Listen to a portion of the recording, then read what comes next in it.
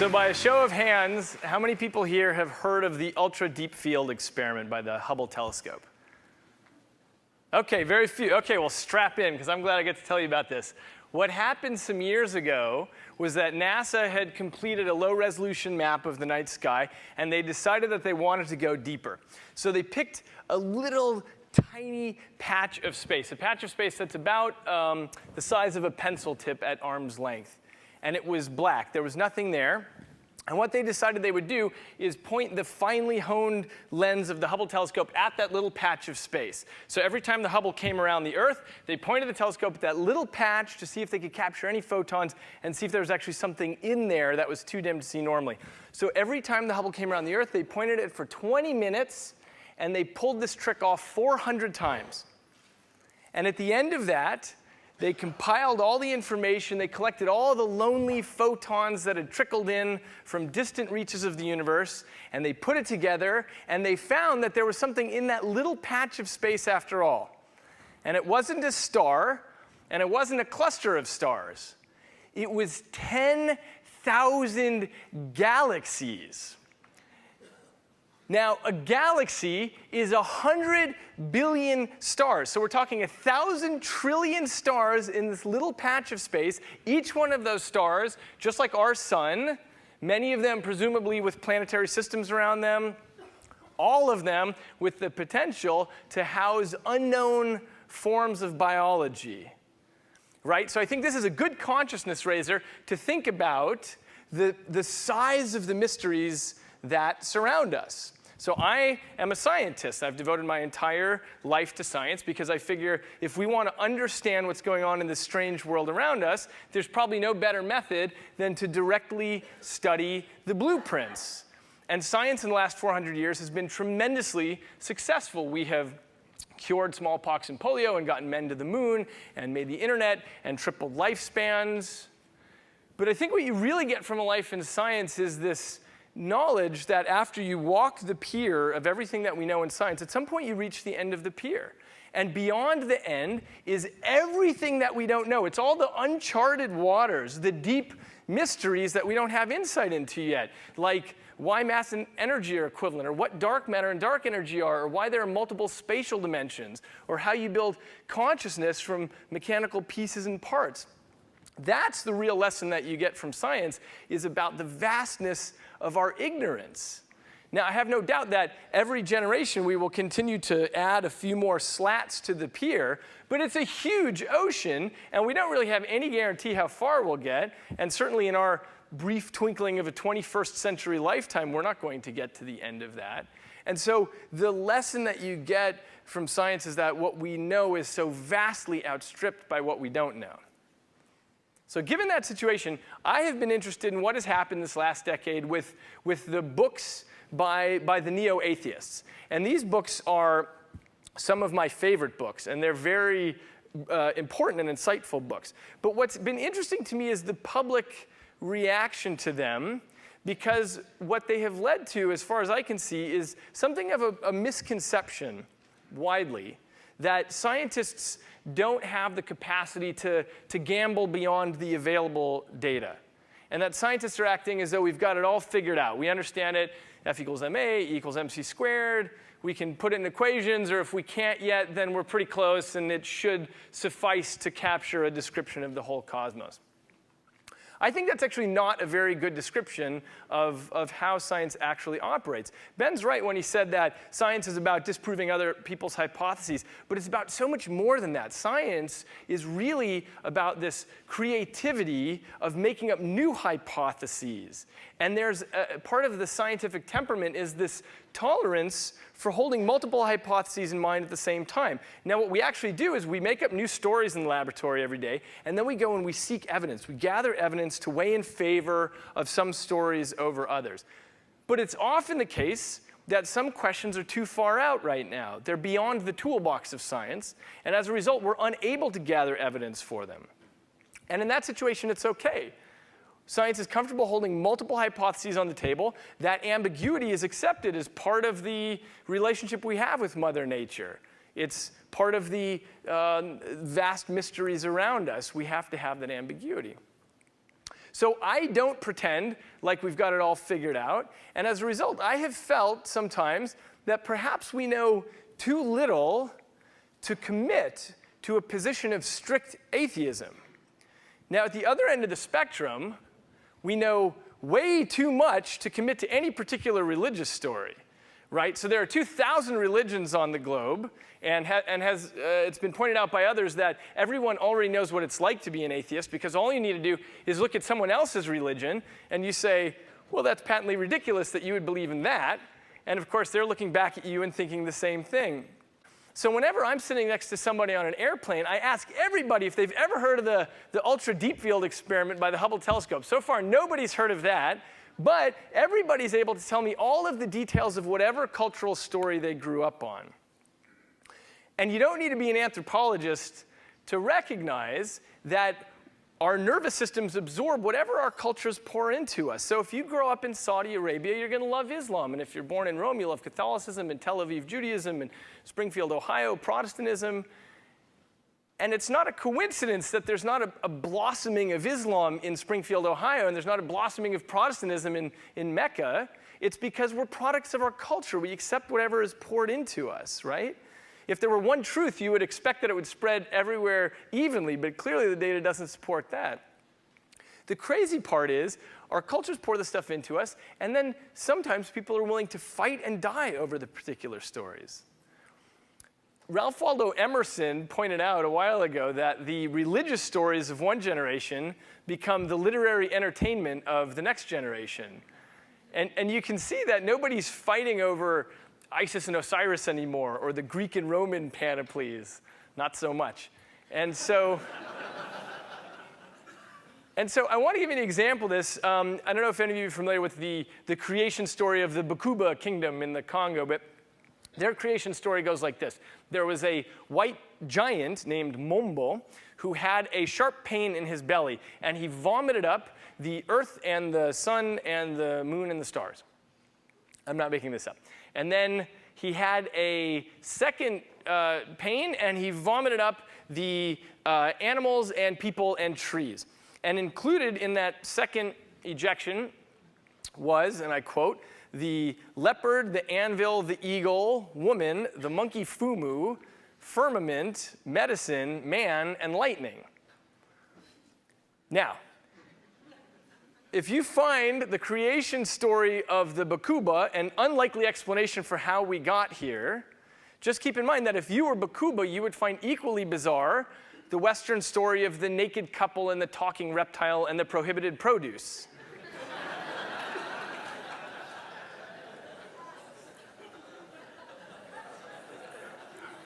And if you were Bakuba living in Kansas, you would be fighting to get this in your children's textbooks.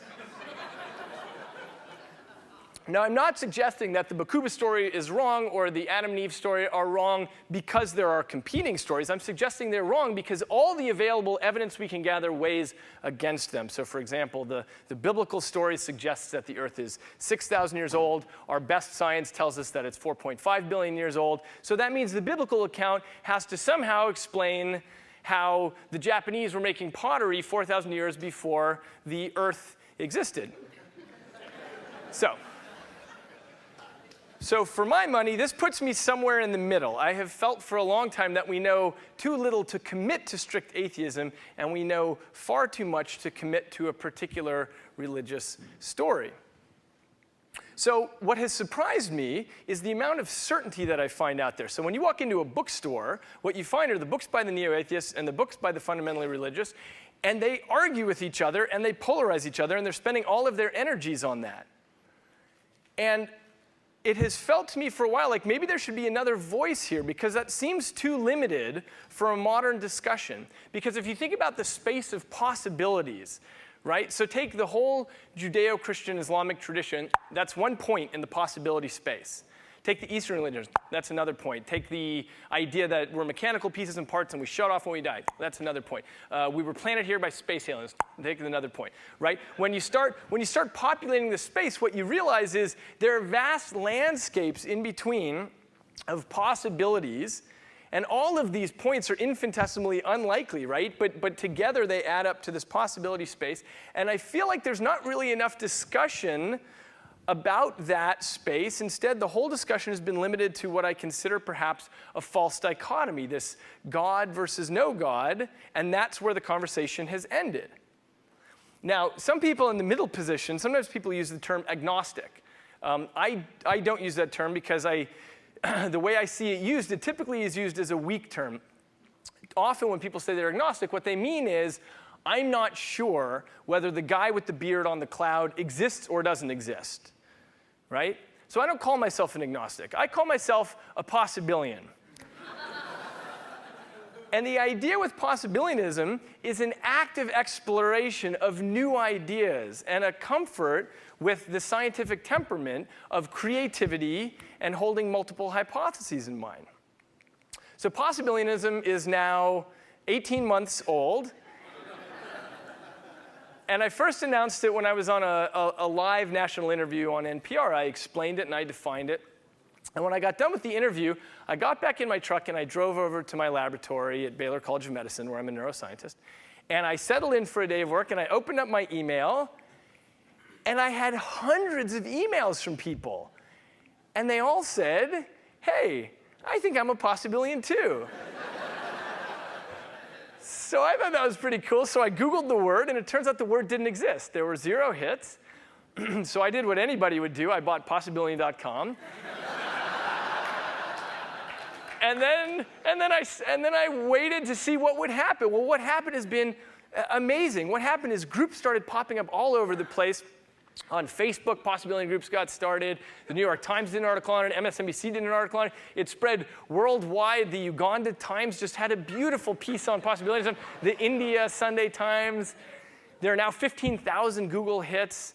And it's really caught fire. One thing I noticed that was funny is people who had heard about it on the radio didn't always know how to spell it, or they forgot the name, and so people started calling it possibilitarian also, and all kinds of things, and spelling it every way you could imagine. And I thought, you know what? That's perfect. That's right in the possibilian spirit. Spell it however you want to do it.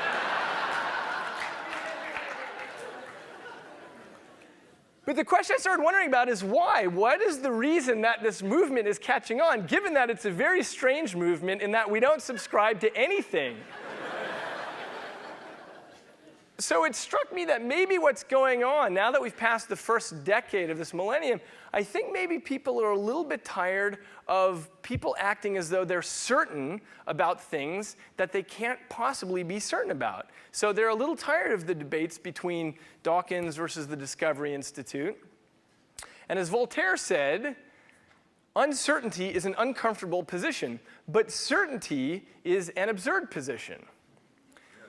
So I want to make 2 points of clarification about possibilianism. So one is, sometimes people come up to me after a talk and they say, that's terrific that you're a possibilian, and I'm so glad that anything goes in possibilianism because that means you get me in terms of ESP and crystals and whatever. No.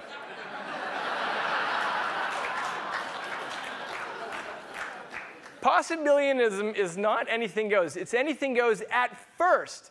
And then we import the tools of science to rule out parts of the possibility space. So it would be terrific if ESP existed. We would all love that. But to the extent that we can measure things now, we cannot find any evidence to support it. And so the idea is you import the tools to sculpt, to structure the possibility space. You can rule out whole areas. And the interesting part of possibilianism really picks up where the toolbox of science leaves out. It's where we no longer have the tools to address it, and we have to understand the space of possibilities. That's where it's really important. And the reason it is so important to keep that open-mindedness about all the parts we don't know is because we know for certain about the magnitude of things that we don't know. So in every generation of scientists, people have always felt that they have all the pieces and parts that they need in order to answer what's going on around them in the cosmos. But just imagine trying to explain the northern lights in the absence of understanding the magnetosphere, or trying to explain the heart before the concept of a pump was invented, or trying to understand how muscles work before electricity is discovered. You would make theories, but you would be doomed to be incorrect. Well, we're in that same position now. So we've got Newtonian physics and Einsteinian physics and quantum mechanics, and we think, okay, we've sort of got all the pieces and parts. But on the one hand, there's all the unknown unknowns, all the stuff we don't even know we don't know. But what I want to emphasize is all the stuff that we know for sure we don't know. So take something like dark matter, right? So astrophysicists look at the movement of the planets and the galaxies, and they look at how everything's moving around, and they look at the gravitational pull. And what they realize is something's missing. There's something out there that we can't quite see or smell or touch, but it must be there to make the equations work out, to make the movements in the cosmos explain. And so we're going to call this a fudge factor, and we're going to call it dark matter. And the idea is that dark matter is the thing that we don't exactly know what it is, but we require it to make the equations work out. OK. Some of you may already know, dark matter is not a tiny fudge factor. 90% of the known universe is what we call dark matter. That's a lot to sweep under the rug.